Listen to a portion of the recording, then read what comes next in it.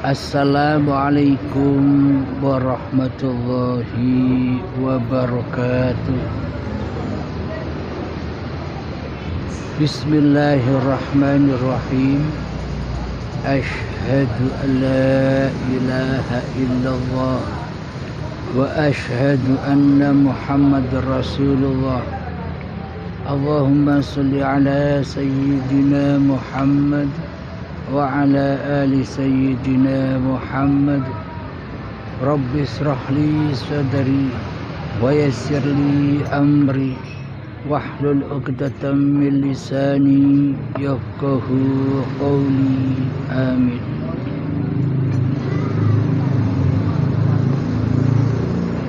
Selamat malam buat para sahabat-sahabat tercinta dimanapun kalian berada.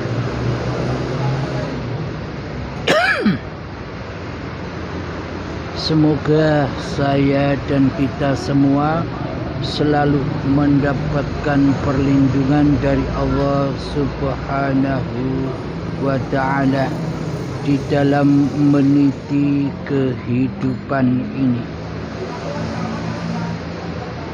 agar kita selalu ditunjukkan bagaimana hakikat beragama dan bertuhan di sisi Allah. Amin ya rabbal alamin. Kali ini kita melanjutkan kembali tentang mengintai singgasananya musuh-musuh kita selama ini, yang mana musuh-musuh itu selalu menghalangi kita kepada Allah, menghalangi semua ibadah kita kepada Allah, menghalangi kita semua di dalam sholat kepada Allah. Terbukti selama ini di dalam sholat kita dan di dalam ibadah-ibadah kita, kita tidak pernah menyaksikan Allah sebagai Tuhan yang berhak disaksikan di dalam sholat dan di dalam seluruh ibadah-ibadah kita selama ini. Karena selama ini kita hanya beragama dan bertuhan hanya secara fisik saja, hanya secara zahiriah saja, hanya secara syariat saja, hanya secara kulit saja. Kita menampilkan kondisi hati kita selama ini. Kondisi hati kita selama ini tak beragama. Kondisi hati kita selama ini tak bertuhan, melainkan mentuhankan hawa nafsu kita sendiri yang selama ini merasa menjadi penguasa di dalam diri kita sendiri. Jadi apapun dikuasai oleh hawa nafsu kita sendiri selama ini. Hidup kita kuasai sebagai hidup manusia kita. Badan kita kuasai sebagai badan diri manusia kita. Aktivitas kita kuasai selama ini seluruh aktivitas jabatan sebagai kuasa diri manusianya. Sholat kita akui selama ini bahwa kitalah yang mampu sholat, kitalah yang berkuasa di dalam melakukan sholat-sholat yang kita kerjakan. Ibadah kita akui juga ibadah milik manusianya, karena puncak-puncak pengakuan yakni hidup dan badan ini selama ini kita akui sebagai milik pribadi manusia kita, maka akuilah semua apa yang terjadi atas diri kita selama ini. Jadi semua akui milik manusianya, apapun yang tergerak di dalam kehidupan dan badan kita selama ini. Inilah bukti yang sangat nyata bahwa selama ini kita belum beragama dan belum bertuhan secara hati. Kalau raganya sudah beragama dan bertuhan, akan tetapi hati kita selama ini masih kufur, masih ateis, tak bertuhan kecuali mentuhankan hawa nafsu kita sendiri selama ini. Hati kita masih syirik, hati kita selalu mensekutukan Allah dengan diri manusia kita di hati kita. Inilah berbagai bukti-bukti bahwa selama ini kita, hati ini belum beragama di sisi Allah, belum mentuhankan Allah, melainkan mentuhankan hawa nafsu kita sendiri di hati kita. Karena itulah mari kita kaji kebobrokan hawa nafsu kita ini yang selama ini selalu membawa kita kepada kesesatan, yang selama ini membawa hati kita kepada kekufuran, yang selama ini membawa kepada kita ke persekutuan hamba kepada Tuhannya. Maka dari itu, maka pasti Allah di hatinya, pasti Allah menurut dirinya adalah gaib. Allah menurut diri kita selama ini tiada. Allah menurut diri kita selama ini tidak nyata. Memang selama ini yang jadi Tuhan adalah diri kita sendiri di hati kita. Mana mungkin kita bisa menyaksikan Allah sebagai penguasa dan pencipta diri kita, sementara di hati kita yang jadi Tuhan adalah diri manusia kita sendiri selama ini.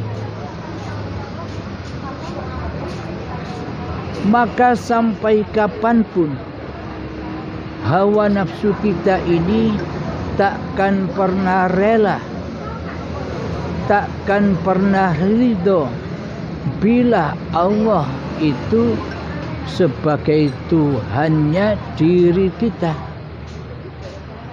Karena selama ini kita tidak pernah menyaksikan Allah, maka kita tak percaya bila Allah berkuasa atas diri manusia kita. Karena selama ini kita sudah sangat lamanya duduk berposisi sebagai Tuhannya diri. Sejak akil balik hingga setua ini kita sudah asik-asikan menjadi Tuhan daripada menjadi hamba di dalam hati kita selama ini. Akhirnya kita terjerumus dengan tali-tali setan yang terkutuk. Hati kita selama ini sangat amat butanya kepada Allah. Hati kita selama ini hanya menyaksikan dunia fana yang bisa kita saksikan selama ini. Ukuran hati kita hanya menyaksikan dunia saja daripada menyaksikan Tuhan, menyaksikan Allah pencipta dunia ini. Maka dari itu selama ini hati kita buta. Jadi yang buta itu bukan matanya, akan tetapi yang buta adalah hatinya. Mata hati kita selama ini buta akan Tuhan pencipta diri kita. Hati kita hanya bersekutu dengan mata lahiriah selama ini, sehingga menjadi Dajjal la'natullah yang matanya satu, yang ditatap, yang dipandang, yang disaksikan hanyalah dunia saja. Alhamdulillahirabbil alamin. Mari kita mengkaji sedikit ayat, yakni ayat Al-Isra, surat Al-Isra ayat yang ke-72. Bismillahirrahmanirrahim. Wa man kana fi hadhil a'ma ومن كان في هذه أعمى فهو في الآخرة أعمى وأضل سبيلا. Barang siapa di dunia ini buta mata hatinya, maka di akhirat pun akan semakin buta mata hatinya, bahkan tersesat-sesat jalannya menuju Allah. Shadaqallahul azim. Mari kita simak apa arti dari ayat dari surat Al-Isra ayat yang ke-72 ini. Barang siapa di dunia ini buta mata hatinya, maka di akhirat pun nanti semakin buta mata hatinya, sehingga tersesat jalannya menuju Allah. Secara logikanya demikian. Bila di dunia manusia buta mata hatinya, maka di akhirat pun semakin buta mata hatinya, bahkan tersesat-sesat jalannya menuju kepada Allah. Maknanya, bagi orang yang buta mata hatinya di dunia ini, maka selamanya manusia tidak akan pernah berjumpa Tuhannya.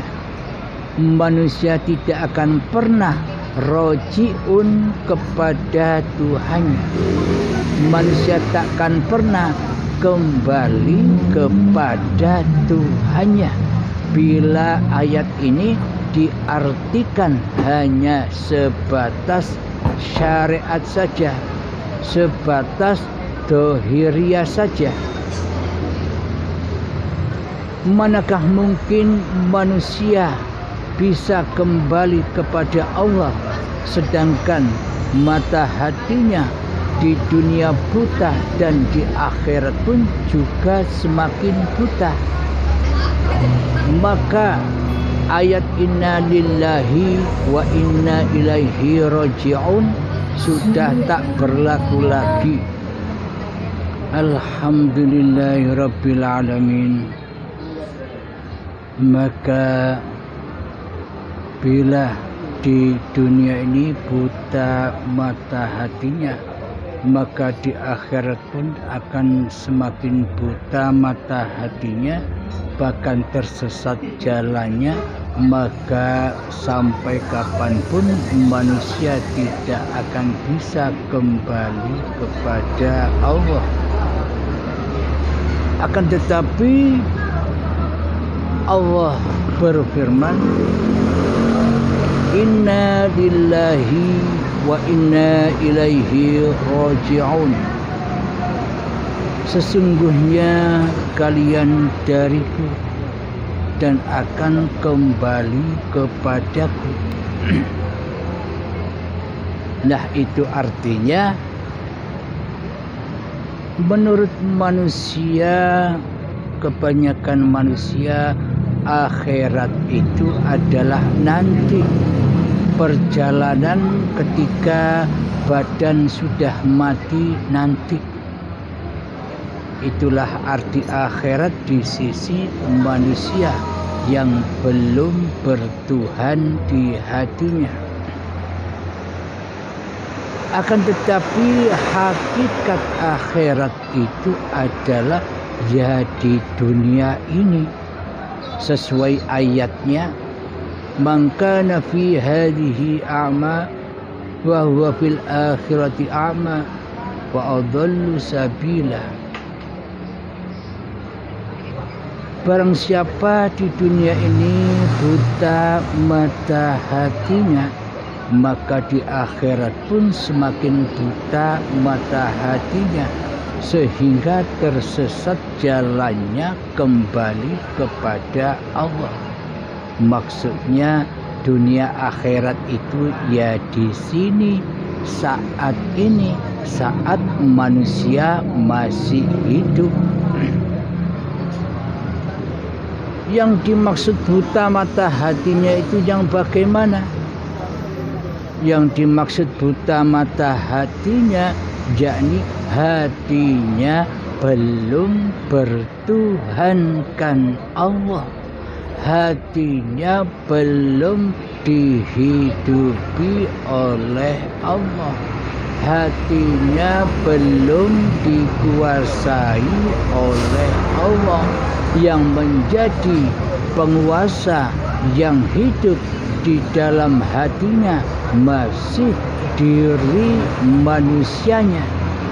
Inilah yang dimaksud ketika di dunia ini buta mata hatinya, yakni tidak mentuhankan Allah Subhanahu wa ta'ala sebagai pencipta diri manusianya, maka seluruh amalia-amalianya semakin buta, yakni tersesat jalannya menuju kepada hawa nafsunya sendiri,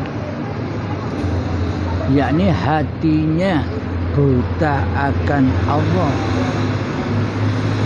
yakni sebagai Tuhan, hawa nafsunya sebagai raja. Inilah yang dimaksud akhirat yang buta mata hatinya. Seluruh amalia-amalia, seluruh ibadah-ibadahnya, seluruh solat-solatnya buta, tidak bisa bertemu kepada Allah, zat yang maha disembah, akan tetapi rojiun pulang kepada hawa nafsunya sendiri. Inilah yang dimaksud ketika di dunia buta mata hatinya, maka di akhirat pun akan semakin buta mata hatinya, bahkan tersesat-sesat jalannya, yakni beragama dan bertuhan selama ini hanyalah angan-angan belaka.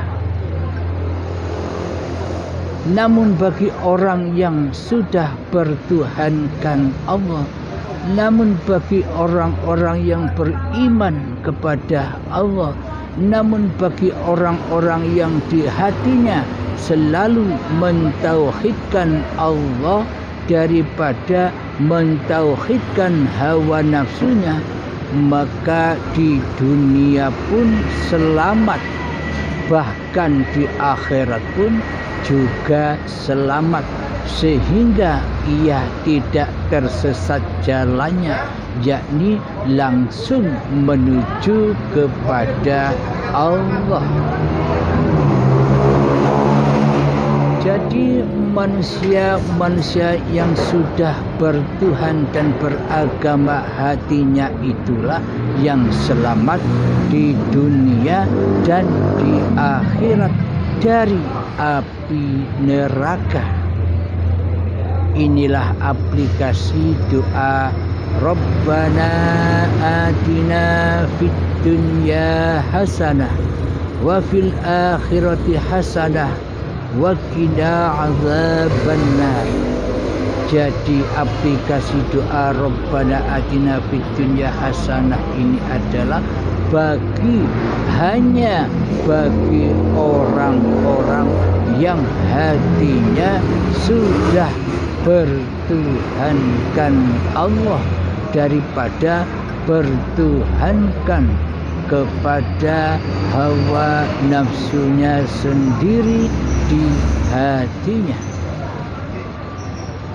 Mari kita cek hati kita masing-masing, yang ada, yang wujud, yang nyata, yang hidup, yang kuasa, yang berkehendak, yang berilmu, yang melihat, yang mendengar, yang berkata. Di dalam hati kita ini siapa?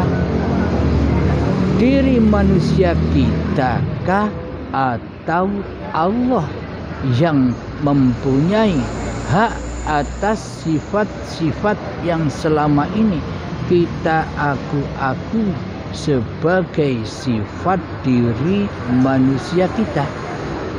Coba tengok, coba intip, coba rasakan, coba tafakuri, masuklah ke dalam hati kita. Siapa yang menjadi Tuhan di dalamnya? Siapa yang menjadi penguasa di dalamnya? Diri kita kah, atau Allah?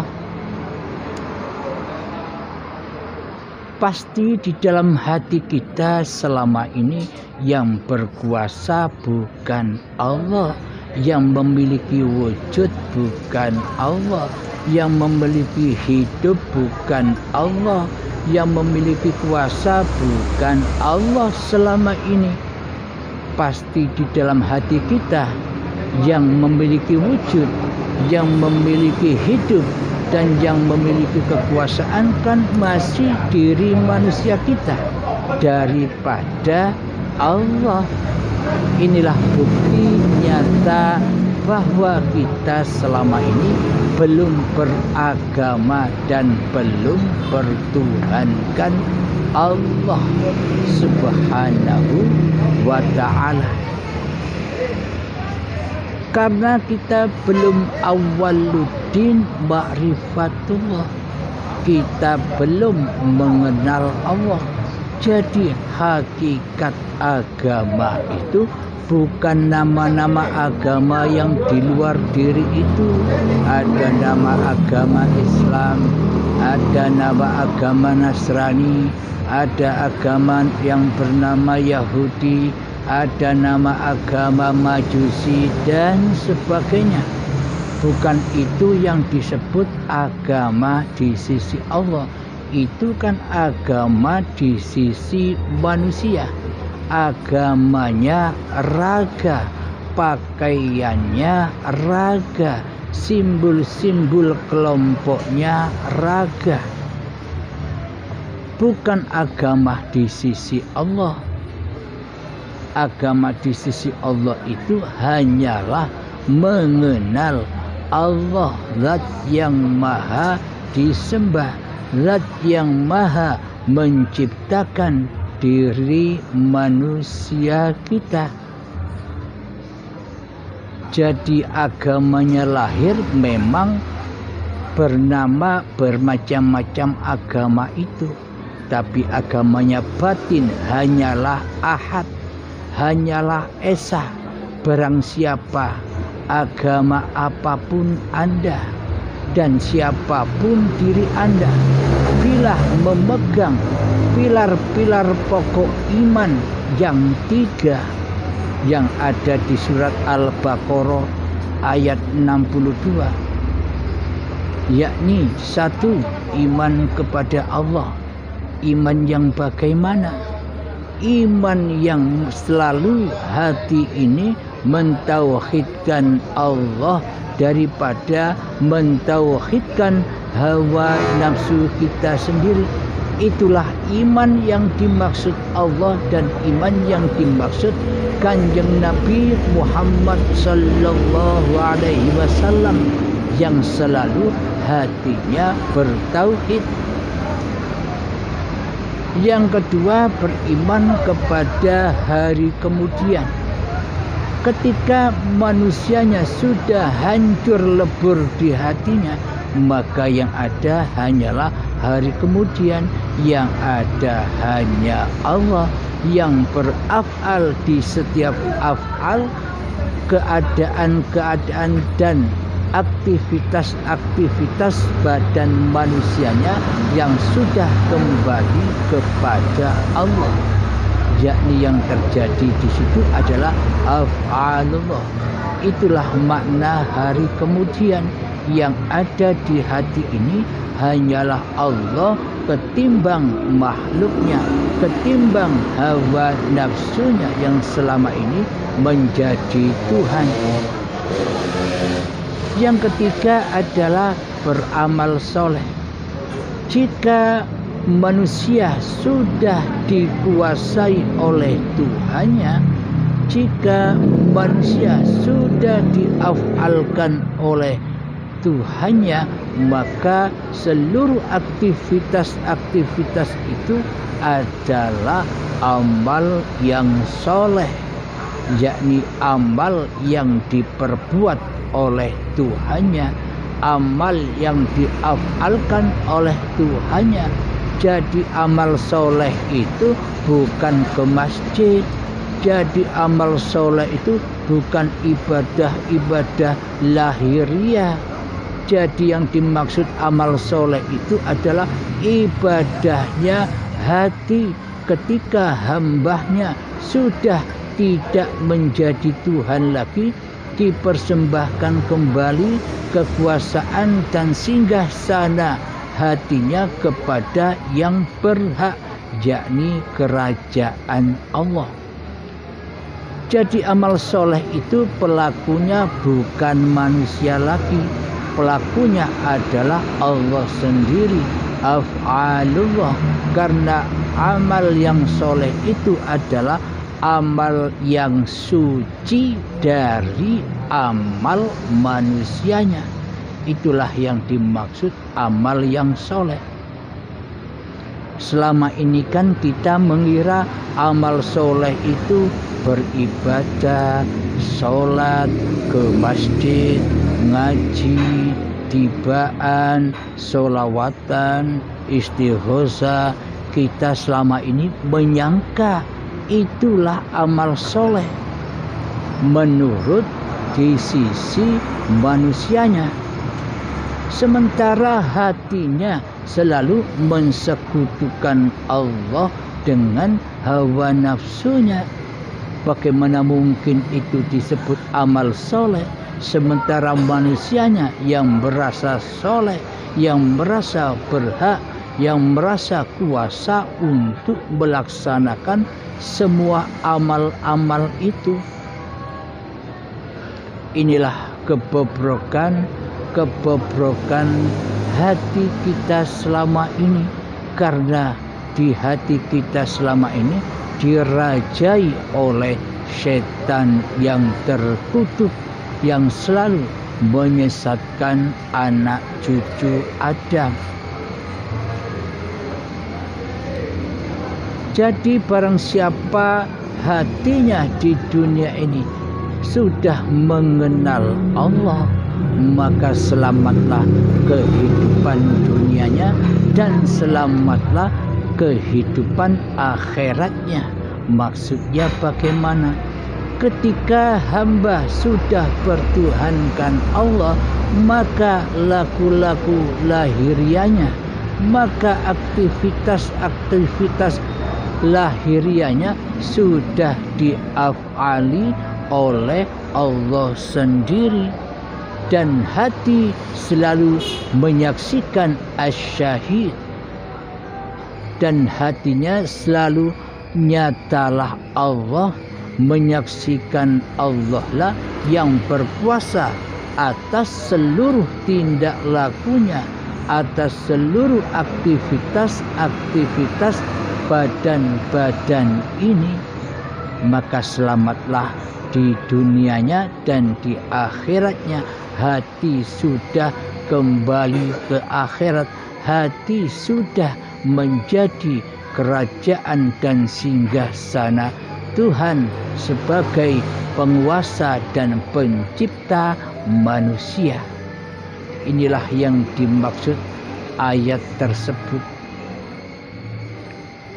Alhamdulillahirabbil alamin.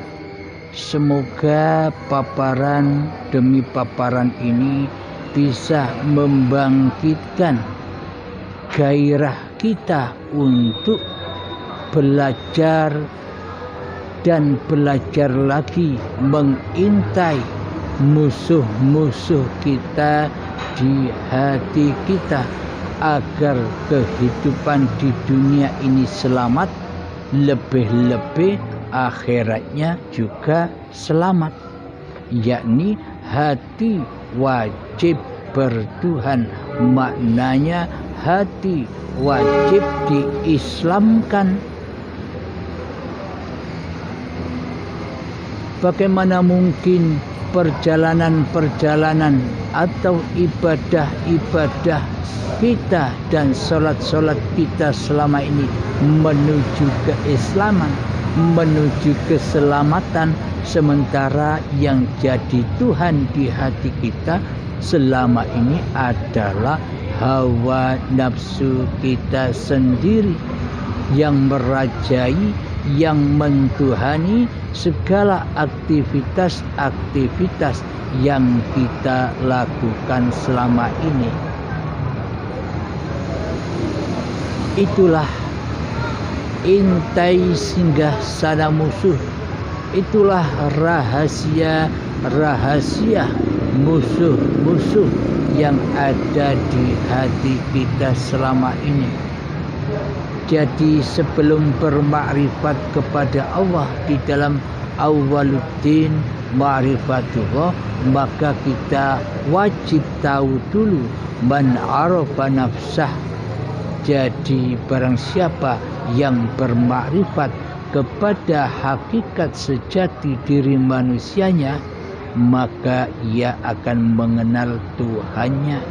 Pada intinya manusia dikenalkan dulu, dimakrifatkan dulu kepada hakikat diri sejati manusianya, agar bila manusianya sudah tahu, agar hatinya rela, ikhlas, ridho kembali kepada Allah.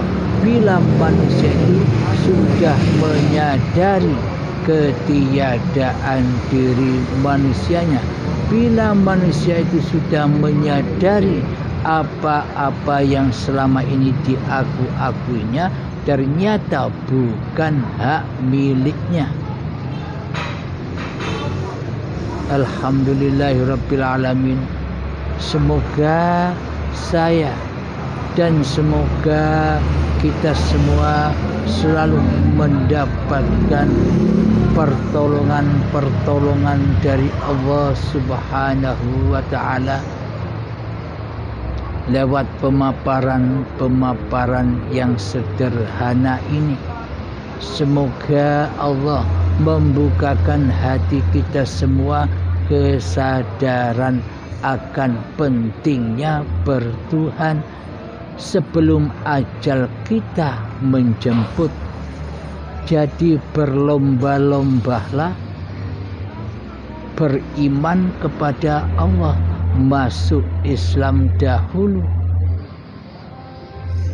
Setelah masuk Islam, maka Allah akan menyelamatkan hati kita dari kesesatan demi kesesatan.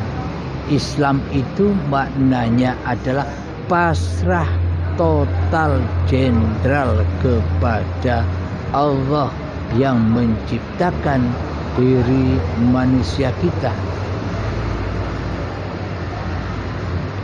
Semoga kita difahamkan semua, ya saudaraku. Amin ya rabbal alamin. Saya kira saya cukupkan di sini dahulu. Akhirul kalam. Assalamualaikum warahmatullahi wabarakatuh.